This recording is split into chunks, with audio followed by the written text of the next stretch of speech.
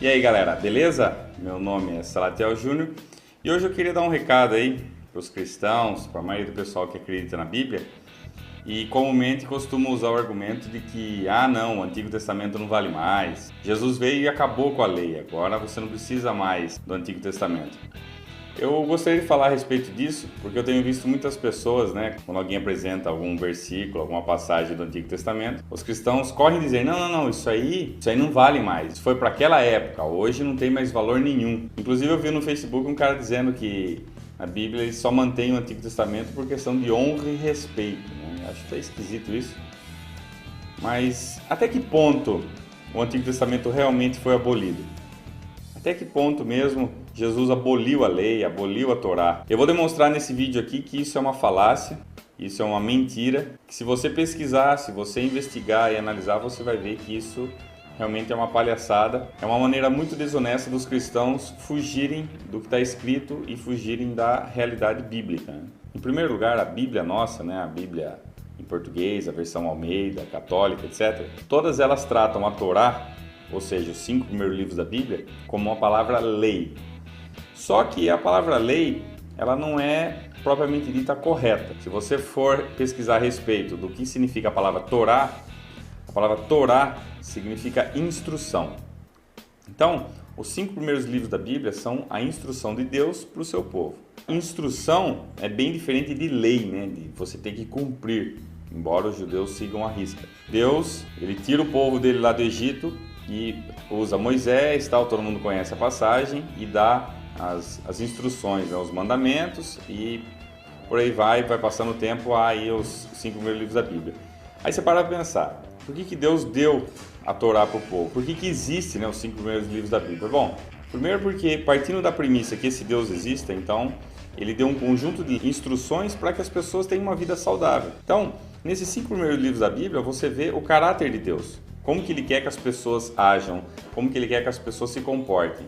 Por isso chama instrução. Então, Deus dá ali a instrução para o seu povo para como ele deve viver. E se ele é um Deus perfeito, onipotente, se ele é um Deus que conhece tudo, ele não ia dar uma instrução temporária. Vocês vão viver assim, mas passado um certo tempo você não vale mais. Passou um certo tempo você não vale mais, vai ter que mudar. Então, a instrução dele, teoricamente, era para ser perfeita e imutável. Bom, vamos para a Bíblia agora. Salmos 19:7.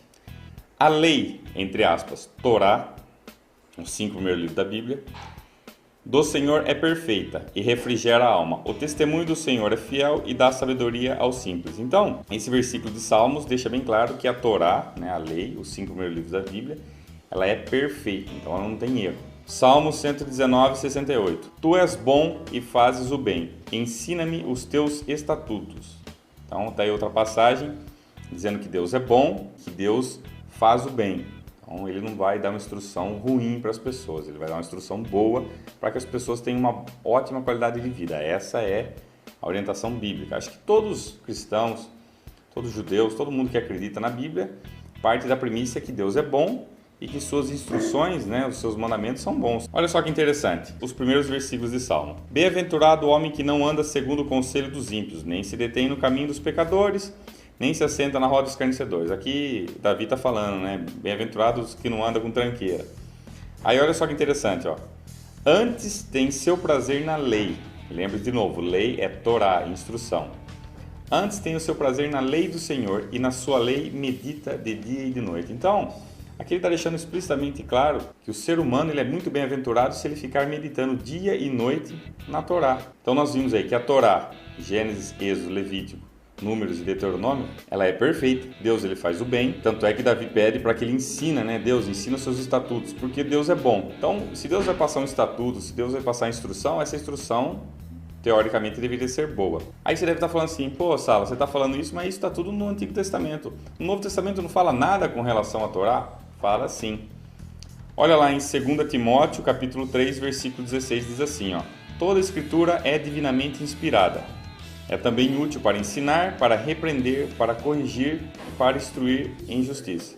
Bom, então se você verificar essas passagens, claro que existem algumas alterações entre uma versão bíblica e outra, mas basicamente é isso. Quando essa passagem foi escrita, toda a escritura é divinamente inspirada, não havia Novo Testamento. Então, na época que foi escrito Timóteo, não havia lá um compêndio do Novo Testamento. Então, de que escritura que ele está falando? De Mateus, Marcos, Lucas? Lógico que não. Ele está falando da Tanakh.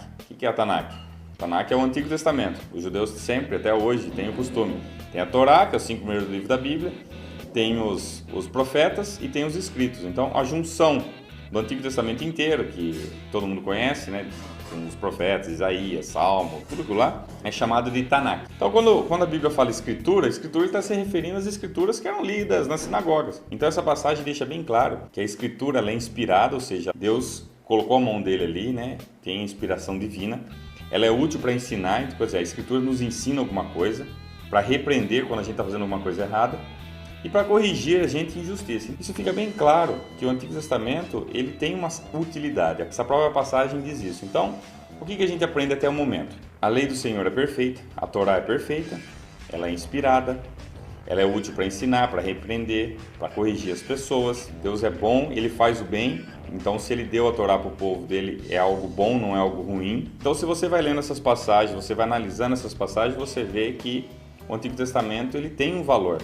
E principalmente para os cristãos da época. Então, Timóteo garante isso e a própria Antigo Testamento também garante que Deus é perfeito e sua lei, né, a Torá é perfeita. Se você analisou essas passagens, se você reparou, você vê que, peraí, será que o Antigo Testamento realmente não vale mais? Será que realmente tudo isso não serve mais? Realmente Jesus aboliu, Jesus veio, sacrificou e acabou, não serve mais para nada? Será que realmente isso é verdade? Mateus capítulo 19, dos versículos 16 ao 19, diz assim, ó. E eis que se aproximou dele um jovem e disse, Mestre, que bem farei para conseguir a vida eterna? Então Jesus respondeu, por que me perguntas sobre o que é bom? Um só é bom, mas se queres entrar na vida, guarde os mandamentos. Aí o rapazinho pergunta para ele, né? Quais mandamentos? Aí respondeu Jesus, não matarás, não adulterarás, não furtarás, não dirás falsa testemunha, honra teu pai e tua mãe, e amarás teu próximo como a ti mesmo. Peraí, de que raio de mandamentos Jesus está falando? Mandamentos que ele inventou na hora? Mandamentos que ele criou ali em 5 minutos? Não. Ali ele está fazendo uma clara referência à Torá.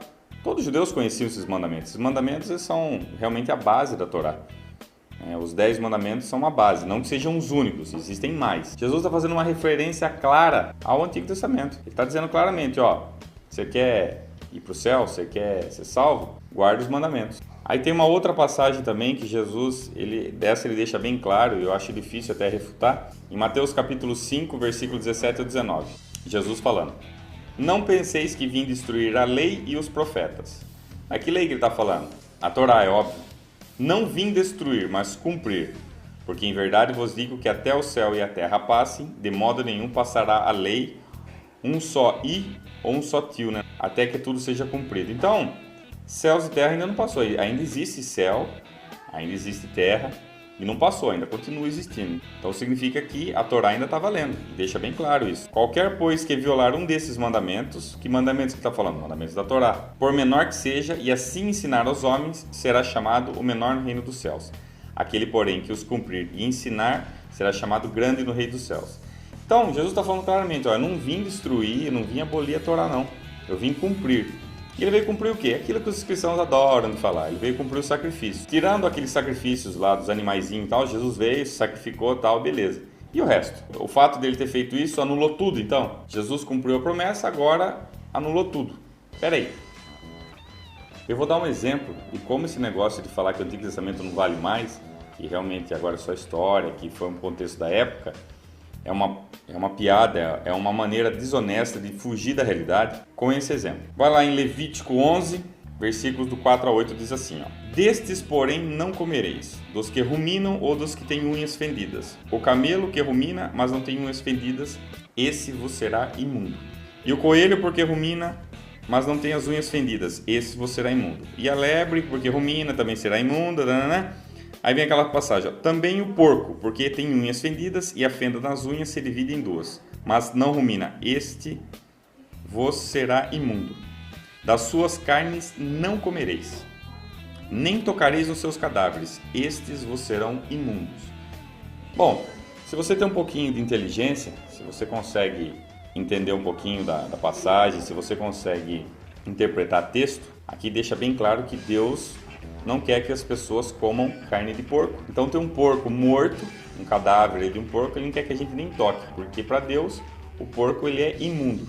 Quando Deus deu essa ordenança de que porco é imundo, e Deus é imutável, e Deus quer que a gente faça tudo que é bom, Deus dá essa instrução, onde é que se encaixa o fato de Jesus morrer, sacrificar por nós, e agora isso não vale mais? Então você está querendo me dizer que para Deus o porco é imundo e agora não é mais imundo. Então o porco agora ele é limpo. Então Deus fala lá no Antigo Testamento para a gente não comer carne de porco. Essa era a opinião dele. É isso que ele queria que as pessoas fizessem. Essa é a instrução que ele deu para o seu povo escolhido. Se Deus é bom, Deus quer o melhor para nós, então nós não devemos comer carne de porco. Ah, mas Jesus veio e se sacrificou por nós e a gente é salvo. Tá, tudo bem. Você ser salvo anula o fato de Deus não gostar que você coma de carne de porco? Lógico que não. O que eu quero deixar claro aqui, eu espero que vocês consigam entender essa minha mensagem, é o seguinte. Deus dá a sua instrução, ele fala, ó, eu não gosto disso, eu gosto disso, eu não gosto disso, eu gosto daquilo. A carne de porco é um exemplo que eu peguei aqui em Levítico. Então ele deixa bem claro que ele não quer que nós comemos carne de porco. Aí vem Jesus e os cristãos falam que agora aboliu a lei e que não vale mais nada. Então isso quer dizer que Deus mudou de opinião. É isso que estão querendo dizer para mim? Que Deus fala lá pro povo dele, ó, não come carne de porco porque é imunda. Agora não é mais imundo, então o porco foi purificado. Houve alguma modificação genética no porco, que agora ele é limpo?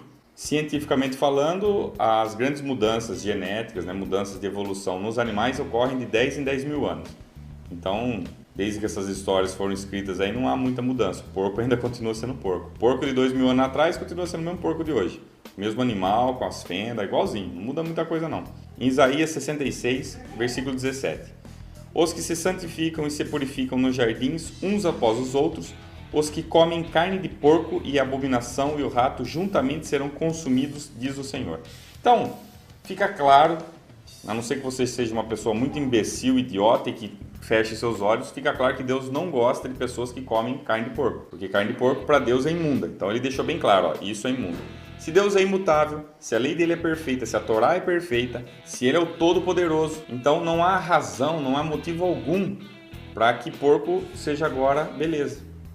Seja bom. Então toda vez que você come a carne de porco, toda vez que você come seu presuntinho, toda vez que você come o bacon, você está dizendo para Deus que ele é um mentiroso. Na verdade, você está ignorando Deus, né? Porque Deus fala, ó, não coma carne de porco. Você fala, como você está sendo rebelde com ele. Você não está obedecendo o desejo dele. Aí eu coloco em questão o seguinte, primeiro mandamento, amarás o teu Deus sobre todas as coisas. Será que realmente você que come carne de porco, sabendo que ele não gosta, sabendo que ele não se agrada disso, será que você realmente está amando a Deus? Quando você ama alguém com todo o teu coração, você vai querer agradar. Pelo menos é a lógica da vida. E se você faz coisas que não agradam a Deus, então você está desobedecendo ele. Ele foi bem explícito. Eu citei o exemplo do porco, viu gente? Mas tem muito mais coisas. Tem a questão do homossexual, tem a questão dos escravos. Tem várias coisas ali. Deus deixou bem claro o que ele quer. Mas as pessoas falam, não, Jesus aboliu. Eu até concordo com você. Você pode até estar dizendo, mas Jesus é o sacrifício perfeito, hoje não precisa mais fazer sacrifício. Beleza, essa parte de sacrifício, de matar cordeiro, pomba, passarinho, beleza, Jesus veio resolver esse problema. Mas e a opinião de Deus com relação à carne de porco? Muda com isso?